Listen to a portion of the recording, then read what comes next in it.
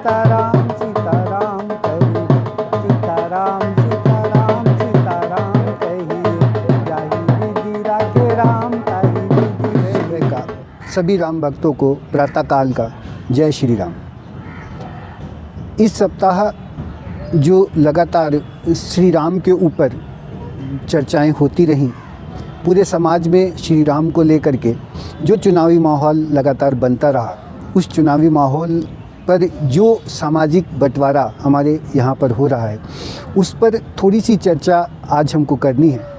और मैंने पहले भी कहा कि श्री राम सांस्कृतिक शोध संस्थान की तरफ से 290 स्थलों का वर्णन मेरे पास है, और ये 290 स्थलों के वर्णन को लेकर के ये जो श्री राम यात्रा स्थल मैंने पुस्तक को लिखा, उस पुस्तक के अंदर कई सारे ऐसे वर्णन हैं जिस पर आज के चित्रों को वर्णित किया गया है। मतलब मानस को लेकर के और वाल्मीकि रामायण को लेकर के जो चर्चाएं हम लोगों को करनी थी, उसी चर्चा को लेकर के सबसे पहले महर्षि राजीव दीक्षित के माता पिता को यही वो पुस्तक थी जो सप्रेम भेंट करी, जिससे उनके माता पिता श्री राम के उन 290 स्थलों का अपने घर में बैठ कर के दर्शन कर सकें। इसी पुस्तक को लेकर के जो हम लोगों के पास चित्र हैं, उसी चित्र को लेकर के हम लोग उन 290 स्थलों पर के वर्णन करने के लिए तैयार थे। परंतु पिछले कुछ दिनों के अंदर श्री राम पर बहुत सारी चर्चाएं आम जन तक पहुंचाई गई, और वो चर्चा जो शुरुआत से पहुंचाई गई, उस पर जो प्रक्रिया हम लोगों के पास तक पहुंची, उसमें एक चौपाई बार बार वर्णित की गई कि ढोल गवार शूद्र पशुनारी और सकल ताड़ना के अधिकारी। जो ढोल गवार शूद्र पशुनारी सकल ताड़ना के अधिकारी वाली बात है, इसका प्रसंग कहाँ से प्रारंभ होता है, इसको पहले वाल्मीकि रामायण के अनुसार, श्री राम सांस्कृतिक शोध संस्थान के अनुसार हम उसको देखते हैं और उन चित्रों को समझने का प्रयास करते हैं। तो कर्नाटक को क्रॉस करने के बाद जब भगवान राम अपनी सेना के साथ में तमिलनाडु में प्रवेश करते हैं, तो सबसे पहले तापनाशन विनायक मंदिर यानी गणेश मंदिर, फिर उसके बाद नवग्रह मंदिर की पूजा करते हैं, फिर उसके बाद दर्भशायनम स्थल वहाँ पर मिलता है। और ये जो दर्भशायनम स्थल मिलता है, दर्भ का मतलब तमिल में घास होता है और शायनम का मतलब लेटना होता है, यानी शयन करना होता है। तमिलनाडु के इसी दर्भशायनम स्थल पर भगवान राम ने 3 दिनों तक लेट करके समुद्र की पूजन किया। ये वही स्थल है। और इसी स्थल के पास में एक वो स्थल मिलता है जिसको छेदु करई कहते हैं। तमिल भाषा में छेदु का मतलब पुल होता है और करई का मतलब कोना होता है, यानी यही वो स्थल है जहाँ पर श्री राम ने पुल बनाने की शुरुआत कराई थी। तो इन दोनों तथ्यों के आधार पर ये तो क्लियर होता है कि ये वो स्थल है जहाँ से श्री राम ने पुल बनाने का प्रारंभ कराया था।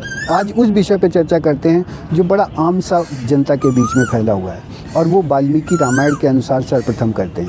वाल्मीकि रामायण में जब समुद्रदेव सामने खड़े होते हैं और भगवान राम उनसे आगे जाने का मार्ग पूछते हैं, समुद्रदेव उनको बताते हैं कि विश्वकर्मा के बलवान पुत्र कांतिमान और कांतिमान के पुत्र नल आपके पास हैं, जिन्हें बड़े से बड़े पत्थर को जल में तैराने का ज्ञान प्राप्त है।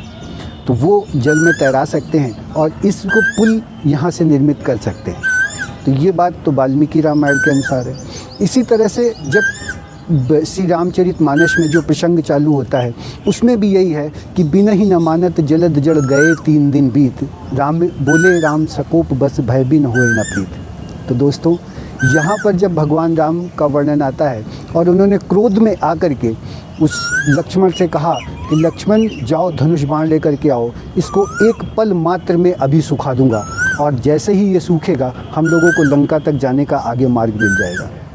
अब जब ये प्रक्रिया आती है तो समुद्रदेव की अकुलाहट को देखते हुए तुलसीदास जी लिखते हैं कि मकर उरग रस गन अकुलाने, यानी जो जल में पलने वाले जीव जंतु हैं उनको देख करके, उनकी अकुलाहट को देख करके समुद्रदेव परेशान हो गए और ब्राह्मण के वेश में कनक थार भर मणि गन नाना, यानी के पूजा के सभी चीज़ें थाली में ले करके भगवान राम के आगे खड़े हो गए। और जैसे ही वो प्रभु उसके सामने खड़े होते हैं तो कहते हैं छमहु नाथ सब अवगुण मेरे, अब यहाँ समझने वाली प्रक्रिया है। वो समुद्रदेव कहते हैं कि क्षमहु नाथ सब अवगुण मेरे, कि जो हमारी गलतियाँ हैं, जो जिस तरह की हमने गलतियाँ की, आपको मार्ग न देने की जो गलतियाँ कर रहा हूँ, उसके लिए मुझे क्षमा करो प्रभु। लेकिन क्या करूँ, गगन समीर अनल जल धरनी, इन कह नाथ सहज जड़ करनी। प्रभु, आपके द्वारा बनाए गए नियमों के अनुसार क्षिति, जल, पावक, गगन और समीरा, ये पांचों के पांचों तत्व भी माया से प्रेरित होकर के व्यक्ति को या मनुष्य को या जीव को धरा पर किसी न किसी तरीके से जीवन यापन कराते रहते हैं। और जो ये यापन कराते रहते हैं, उसी माया से प्रेरित होकर के सृष्टि, पूरी सृष्टि चलती है। और ये पूरी सृष्टि चलाने के लिए जो आपके द्वारा बनाए गए आदेश हैं, उसमें कहते हैं सृष्टि हेतु सब ग्रंथ ही गाई। ये सृष्टि के हेतु के अनुसार पूरे ग्रंथ में गाया गया है। प्रभु आयुष जही कहें जस आही, आप उसके बावजूद भी प्रभु यदि आदेश करो, आप आदेश करो तो आप जैसा कहोगे वैसा मैं करने को तैयार हूँ। क्योंकि इसके बाद वाली जो चौपाई है वो यहीं पर कहते हैं, प्रभु भल कीन मोहि सिख दीनी, बहुत भला किया जो आपने मुझे सिख दी, मर ज़्यादा पुनि तुमरी कीनी।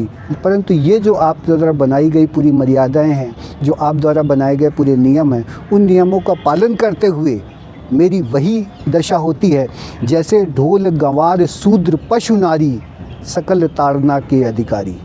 मतलब ये जो ढोल, गंवार, शूद्र, पशु और नारी है, ये पूरी समाज इनको चाहे जो कुछ कहता रहे, चाहे जिस प्रक्रिया को कहता रहे, लेकिन आप द्वारा बताई गई दिनचर्या और ऋतुचर्या के तहत पर ये अपने परिवार को, अपने समाज को, पूरी सृष्टि के पालन करने में पूरा जीवन बिता देते हैं। और ये जो पूरा जीवन इसी कार्य के लिए बिता देते हैं, उसी सृष्टि के पालन करने के आधार पर इनको मोक्ष की प्राप्ति होती है। और इसी पर कहते हैं, प्रभु प्रताप में जाब सुहाई, उतरहि कटकु न मोर बढ़ाई। और इसी जिस प्रक्रिया के तहत पर ये ढोल, गंवार, शूद्र, पशु और नारी जिस कर्तव्य को निभाते हुए मोक्ष की प्राप्ति करते हैं, वैसे ही यदि आप मुझे बाण से सुखा दोगे तो मेरे अंदर पलने वाले जो जीव जंतु हैं, वो भी आप द्वारा बनाई गई मर्यादा का पूर्ण पालन करते हुए, सृष्टि की पूरी रक्षा करते हुए, सृष्टि को पूरी चलायमान करते हुए मोक्ष की प्राप्ति को प्राप्त करेंगे। और इसी गाई करहूँ सुबेगी जो तुम्हें सुहाई। इसके बावजूद भी प्रभु मैं आपके सामने हाथ जोड़ करके कहता हूँ, आप जो जैसे कहो वैसे मैं आपको मार्ग देने को तैयार हूँ।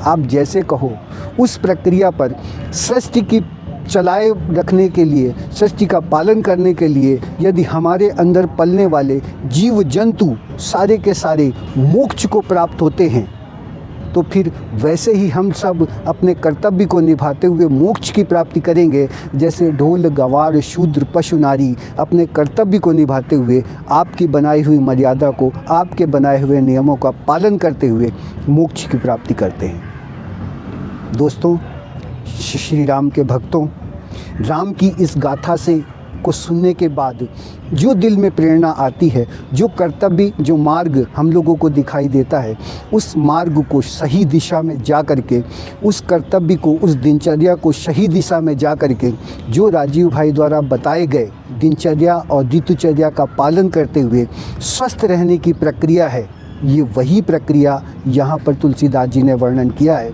और इसी वर्णन के बाद अगला जो दोहा है, उसमें दोहे में कहते सुनत बिनीत बचन अति कहे कृपालु मुस्काई।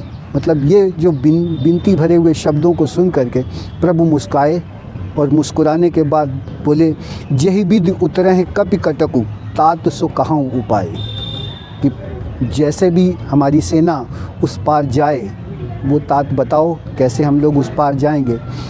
उस वक्त पर जो वाल्मीकि ऋषि ने लिखा कि उन्होंने अपने पिता से ये ज्ञान प्राप्त किया कि बड़े बड़े पत्थरों को समुद्र में कैसे तैराया जाए। और श्री रामचरितमानस में लिखा कि बचपन में अपने गुरु से ये आशीष पाया था, उन्होंने एक कर्तव्य सीखा था कि बड़े बड़े पत्थरों को कैसे समुद्र के बीच में यानी जल में कैसे तैराया जाए, कैसे स्थिर किया जाए, उसका ज्ञान नल के पास है। और यहीं पर एक बंदर का मंदिर है जिसे आज हनुमान का मंदिर कहते हैं। छेदुकरई में ही वो मंदिर है, उसे आज हनुमान का मंदिर माना जाता है। लेकिन पूर्वज जितने भी बुजुर्गवार हैं वो सब इसको नल का मंदिर ही कहते हैं। और नल का नाम, नल और नील का नाम वहाँ पर छेदुकरई में जो पुल बनना स्टार्ट हुआ था, शुरुआत हुई थी, उसके लिए समुद्र देव ने जो बताया था वही मंदिर वहाँ पर आज स्थापित है।